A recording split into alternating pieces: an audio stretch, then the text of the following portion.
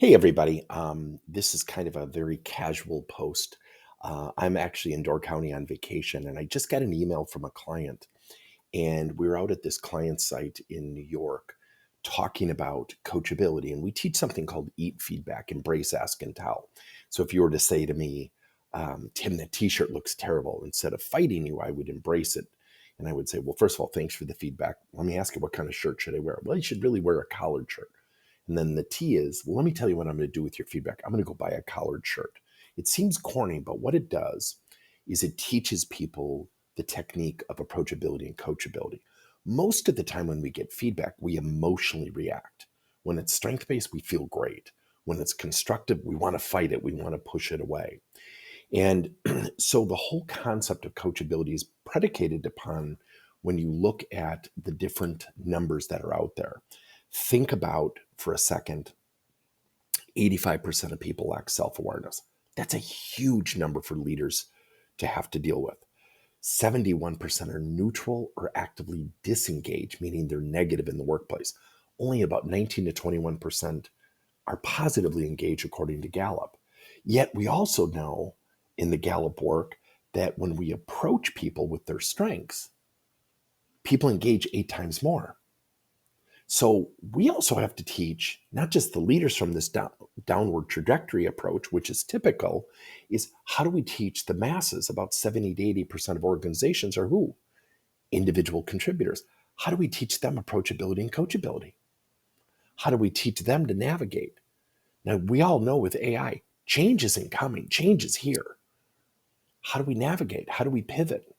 How do we embrace change? Think about this. Two people go for a job. One who fights change, one who embraces change. Who's going to have the advantage? It's that simple. So what we do in coachability is we teach people, what's the value of your brand? What do you want people to say about you when you leave the room? What are the 3 things you want people to say about you as a teammate? And what are the actions you're going to take to facilitate that? What if you were to smile and say thank you to feedback versus give me an example, and then you explain the example away? Whose brand would be held in higher regard? Organizations, and it should really start in the HR and the training departments. Organizations need to implement approachability, coachability programs. I personally think when someone onboards to a company, I think we have this false narrative in the interview process. I'm going to tell you all the things about me that you're going to love.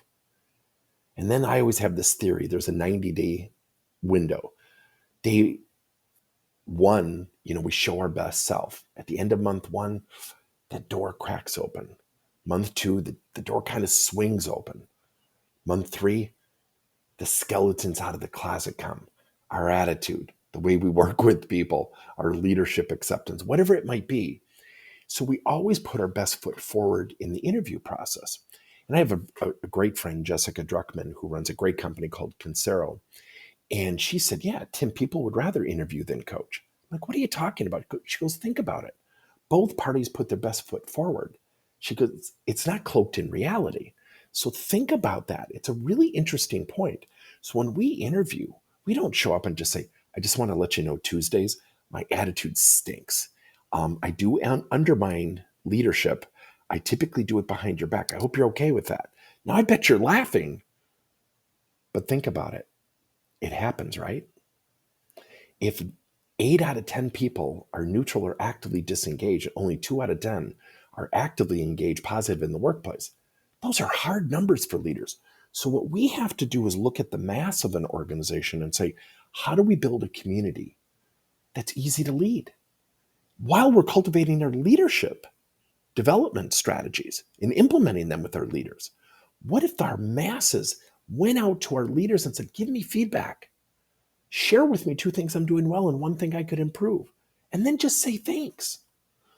And when I was out in New York, I had the privilege of going to an ex-volleyball player's wedding and one of my favorite kids. And he said, Coach, I still remember the lessons you taught us. Ask for feedback and smile. Always remember the ultimate goal you have is every interaction you're going to have a reaction. Always having people wanting to meet with you more. If you yeah but people, you're pushing people away. And when you start to hear silence as an employee in your future, what's going to happen is that silence is going to become loud and you're going to become lonely. Build an approachability coachability program. It will completely transform your organization.